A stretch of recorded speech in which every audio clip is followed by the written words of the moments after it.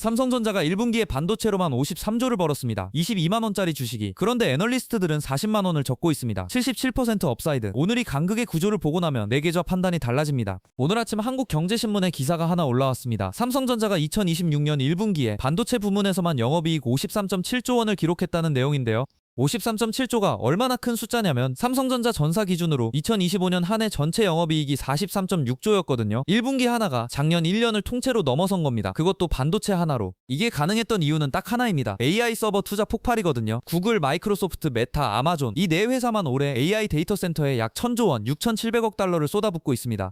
AI 서버 하나를 만들려면 HBM이라는 특수 반도체가 필수인데 그걸 만들 수 있는 회사가 전 세계에 셋뿐입니다. 삼성전자, SK하이닉스, 마이크론. 그 수요가 지금 삼성 53조에 출처입니다. 그런데 여기서 이상한 일이 생깁니다. 실적이 사상 최대인데 주가가 22만원대에 머물고 있거든요. 보통 사람들 생각에는 실적이 좋으면 주가도 오르는 게 맞죠? 이게 상식이에요.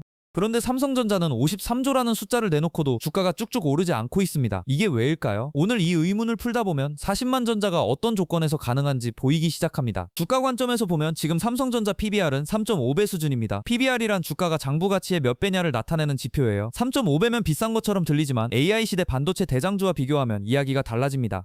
TSMC는 7배, 엔비디아는 30배가 넘거든요. 삼성이 AI 인프라 핵심 기업으로 재평가받으면 지금 3.5배는 아직 저평가가 됩니다. 40만 전자는 이 리레이팅 시나리오예요. 오늘 이 영상에서 세 가지를 풀어드립니다. 첫째, 53조를 만든 HBM이라는 반도체의 구조. 둘째, 역대급 실적인데도 주가가 오르지 않는 진짜 이유. 셋째, 40만 전자가 현실이 되려면 어떤 세 가지 조건이 충족돼야 하는가. 이 세 가지는 따로 노는 이야기가 아닙니다. 뿌리가 하나예요. 오늘 그 뿌리를 잡으면 앞으로 삼성전자 뉴스를 볼 때 판단이 완전히 달라집니다. 시작하기 전에 잠깐 삼성전자가 어떤 회사인지 한 문장으로 짚고 갈게요. 삼성전자는 코스피 전체 시가총액의 약 20%를 차지합니다. 코스피가 오르려면 삼성이 올라야 하고 삼성이 무너지면 코스피도 흔들립니다. 그러니까 오늘 이야기는 삼성 한 종목의 이야기가 아닙니다. 한국 증시 전체의 방향성을 결정하는 핵심 축의 이야기예요. 이 점을 먼저 기억해두세요. 자, 그럼 첫 번째 이야기. HBM이 뭔가부터 시작합니다. HBM은 하이밴드위스 메모리, 고대역폭 메모리의 약자입니다. 어렵게 들리지만 쉽게 설명하면 이렇습니다. 일반 D램이 가는 호스라면 HBM은 소방 호스예요. 같은 시간 동안 훨씬 많은 데이터를 한꺼번에 흘려보낼 수 있는 구조입니다. AI가 학습할 때 엄청난 양의 데이터를 초고속으로 처리해야 하는데 일반 메모리로는 속도를 따라갈 수가 없어요. 그래서 HBM이 필수가 된 겁니다. 왜 AI에 HBM이 필요한지 조금 더 파고들어 볼게요. AI 모델을 학습시키려면 수십억, 수천억 개의 숫자를 동시에 연산해야 합니다. 이걸 처리하는 게 GPU, 즉 그래픽 처리 장치인데요. 문제는 GPU가 연산은 초고속으로 할 수 있는데 필요한 데이터를 메모리에서 가져오는 속도가 연산 속도를 못 따라간다는 점이에요. 이게 병목입니다. HBM은 이 병목을 없애기 위해 메모리를 GPU 바로 옆에 쌓아 올린 구조입니다. 물리적으로 거리를 줄인 거예요. 지금 전 세계에서 가장 많이 팔리는 AI 칩, 엔비디아 블랙웰 GPU 하나에는 HBM이 8개씩 들어갑니다. 엔비디아가 AI 칩 하나를 팔 때마다 그 안에 삼성이나 SK하이닉스가 만든 HBM이 8개씩 함께 팔리는 구조예요. 엔비디아 작년 GPU 출하량이 수십만 개 수준이었는데 올해는 그 몇 배를 목표로 하고 있습니다. HBM 수요가 폭발할 수밖에 없는 이유가 여기 있어요. 엔비디아가 팔면 팔수록 삼성이 먹는 파이도 자동으로 커지는 구조입니다. 그런데 HBM을 만드는 회사가 삼성만 있는 건 아닙니다. SK하이닉스가 사실 더 앞서 있어요. 시장 점유율만 보면 SK하이닉스가 약 50%, 삼성이 약 28-35%, 마이크론이 22% 수준입니다. 특히 삼성은 HBM4 세계 최초 양산 출하에 성공하면서 점유율 탈환에 나서고 있습니다. SK하이닉스가 독점하던 엔비디아 공급망에서 삼성이 얼마나 지분을 늘리느냐가 40만 전자 시나리오의 핵심 변수 중 하나예요. 그럼 53조는 어디서 나왔을까요? 삼성 반도체 사업부는 크게 세 축입니다. D램, 낸드 플래시, 파운드리. 이번 53조의 주역은 D램이에요. AI 서버 수요로 HBM과 고용량 서버 D램 가격이 전년 대비 40% 이상 올랐거든요. 낸드는 공급 과잉으로 아직 회복 중이고 파운드리는 TSMC와의 격차를 좁히는 데 집중하는 단계입니다. 즉 53조라는 숫자는 사실상 D램 하나의 힘입니다. 이게 중요한 이유는 D램 사이클이 꺾이면 실적이 빠르게 변할 수 있다는 뜻이기도 하거든요. 1년 전과 비교하면 얼마나 달라졌는지 바로 보입니다. 2025년 1분기 삼성전자 반도체 영업이익은 6조 원 수준이었습니다. 1년 만에 무려 8배 이상 커진 겁니다. 이걸 메모리 업계에서는 사이클이라고 부릅니다. 공급 과잉 또시 가격 폭락, 과산토 공급 부족, 과산코 크게 사이클인데요. 지금 삼성은 이 사이클의 정점 구간을 달리고 있는 겁니다. 문제는 이 사이클이 언제 꺾이느냐인데 그게 바로 오늘 핵심 질문입니다. 증권사 애널리스트들이 40만원 목표 주가를 제시하는 근거를 보면 논리가 꽤 선명합니다. 크게 두 가지예요. 첫째는 이익 모멘텀입니다. 2026년 연간 영업이익이 200조 원을 넘길 수 있다는 계산이에요. 2분기도 AI 수요가 지속되면 전사 영업이익이 분기마다 50조 이상 나올 수 있거든요. 둘째는 밸류에이션 리레이팅입니다. 현재 PBR 3.5배에서 TSMC 수준인 6-7배로만 높아져도 주가는 2배가 됩니다. 이 두 가지가 동시에 일어나면 40만 전자가 수치적으로 불가능한 숫자가 아닙니다. 그런데 여기서 반전이 하나 있어요. 실적이 이렇게 좋고 애널리스트들이 40만 전자를 외치고 있는데 왜 지금 주가는 8만 원대에서 큰 움직임이 없을까요? 53조를 번 회사의 주가가 왜 이렇게 차갑게 반응하고 있는 걸까요? 사실 이게 한국 증시의 고질병과 연결됩니다. 코리아 디스카운트라고 부르는 현상인데요. 이 이야기를 다음에서 풀겠습니다. 사람들이 보통 이렇게 생각합니다. 실적이 좋으면 주가가 오른다. 이건 맞는 말이에요. 그런데 한국 증시, 특히 삼성전자에는 이 상식이 그대로 적용되지 않는 경우가 반복됩니다. 역사를 한번 꺼내볼게요.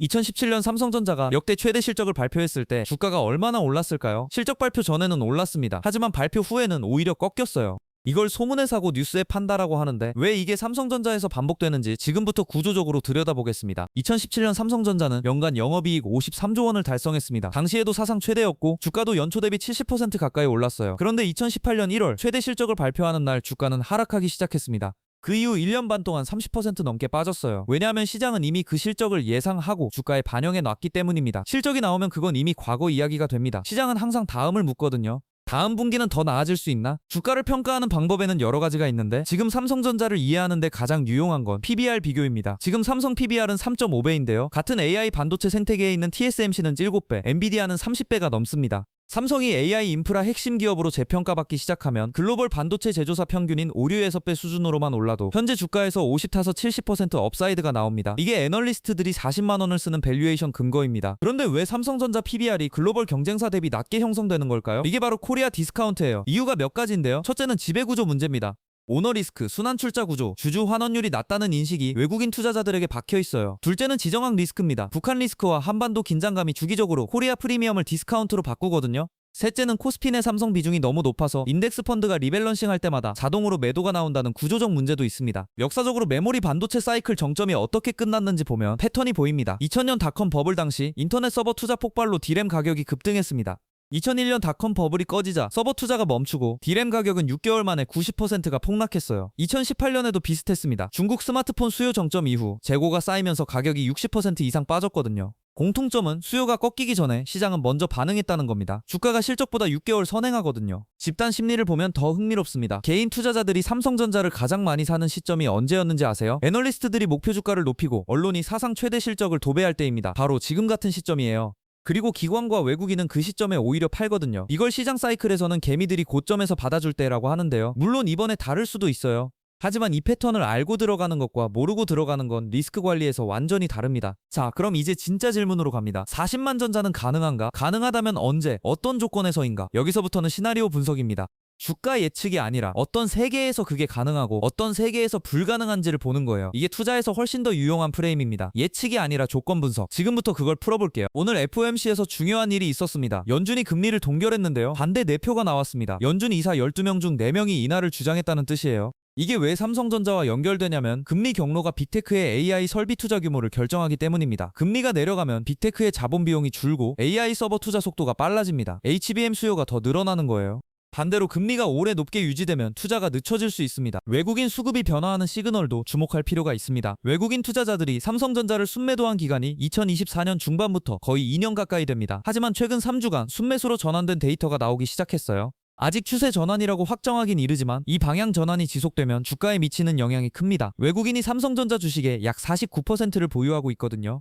이들이 사는 방향으로 돌아섰다는 건 수급 구조가 바뀌기 시작했다는 신호입니다. 한국은행도 변수입니다. 지금 하는 기준금리는 2.75%인데요. 연내 추가 인하 가능성을 시사하고 있습니다. 금리가 내려가면 국내 기관들의 채권 수익률이 낮아져 주식으로 자금이 이동하는 효과가 있어요. 특히 삼성전자처럼 시총이 크고 유동성이 높은 종목에 먼저 자금이 몰리는 경향이 있습니다. 즉 FOMC와 하는이 동시에 완화 방향으로 가면 삼성전자 수급의 이중호재가 될 수 있다는 겁니다. 반대로 연준이 금리 인하를 중단하고 하는도 따라 멈추면 이 기대감이 사라집니다. HBM 수요가 얼마나 지속될지가 모든 시나리오의 핵심 전제입니다. 현재 빅테크들이 AI 인프라에 투자를 멈출 이유가 있을까요? 단기적으로는 없다고 보는 시각이 우세합니다. 이유는 경쟁 압력이에요.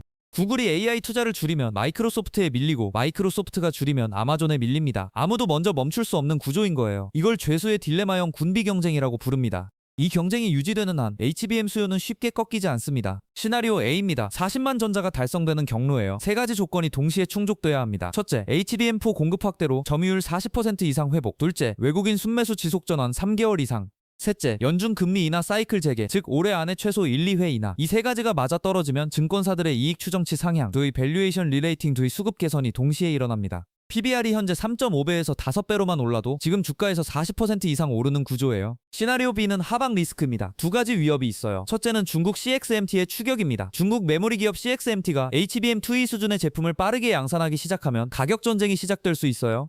중국 정부의 보조금 지원을 받으면 원가 경쟁력에서 삼성이 밀릴 수 있습니다. 둘째는 빅테크 AI ROE 의문입니다. 구글 메타가 AI 투자 대비 실제 매출이 기대에 못 미친다고 판단하면 투자 속도를 줄일 수 있어요. 이 경우 HBM 가격이 급격히 꺾일 수 있습니다. 그럼 지금 사이클 어디에 있는지 스스로 판단하는 방법을 알려드릴게요. 세 가지를 같이 보면 됩니다. 첫째, HBM 고정거래 가격. 분기마다 업계 협상 가격이 내려가기 시작하면 정점 신호입니다. 둘째, 삼성전자 재고 수준. 재고가 쌓이기 시작하면 공급 과잉 조짐이에요. 셋째, 외국인 매매 방향. 이 세 가지를 분기마다 추적하면 40만 전자 시나리오가 살아있는지 죽었는지 판단할 수 있습니다.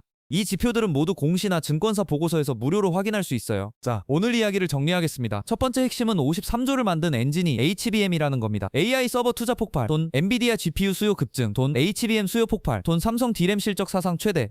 이 연쇄 구조가 지금 삼성을 53조 기업으로 만들었습니다. AI 투자가 멈추지 않는 한 이 구조는 당분간 유지됩니다. 두 번째 핵심은 주가가 아직 실적을 따라가지 못하고 있다는 겁니다. 코리아 디스카운트, 지배구조 문제, 사이클 정점 우려가 겹쳐서 PBR이 역사적 저점에 머물고 있어요. 이건 위험일 수도 있고 기회일 수도 있습니다. 어느 쪽으로 해석하느냐는 앞서 말씀드린 세 가지 지표가 결정해 줄 거예요. 지금 당장 결론 내릴 필요 없습니다. 세 번째 핵심은 40만 전자가 가능하지만 세 가지 조건에 달려있다는 점입니다. HBM 점유율 회복, 외국인 수급 전환, 금리 인하 사이클 재개. 이 중 하나라도 삐걱거리면 시나리오는 멀어집니다.